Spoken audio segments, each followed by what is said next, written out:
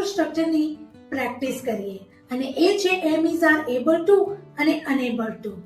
Friends, આ concept આપણને help કરે છે પ્રેઝન્ટ ટાઈમ એટલે કે પ્રેઝન્ટ મુમેન્ટમાં કરંટ સિચ્યુએશનમાં એક્સપ્રેસ યોર એબિલિટી કે પ્રેઝન્ટ ટાઈમમાં કોઈ પણ વ્યક્તિની કેપેબિલિટી કે અનકેપેબિલિટી બતાવવા માટે.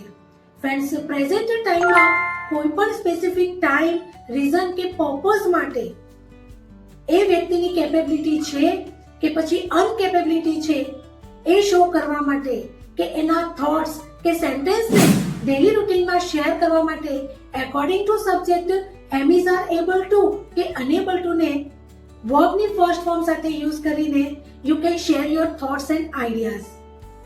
કે તે ઇંગ્લિશ બોલી શકે છે બીકોઝ એને સ્પોકન ઇંગ્લિશનો કોર્સ કર્યો, he got training, knowledge and confidence. That's why he is able to speak English.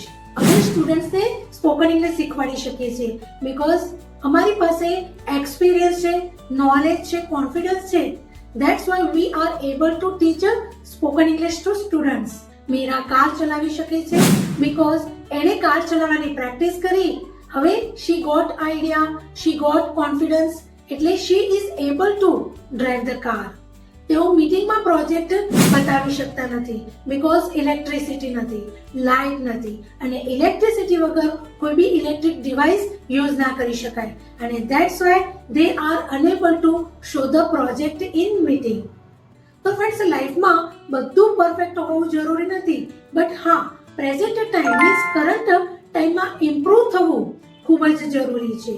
તો ટુડે ચેલેન્જ કરો કે 5 એમ ઇઝ આર એબલ ટુ અને અનેબલ ટુ ના ડેલી કન્વર્સેશનમાં સેન્ટેન્સ બનાવી શકીએ because friends, fluency comes from physical speaking practice, repetition, abilities and believe in you. તો friends, આ યરમાં તમે સ્પોકન ઇંગ્લિશ બોલવામાં કેપેબલ છો.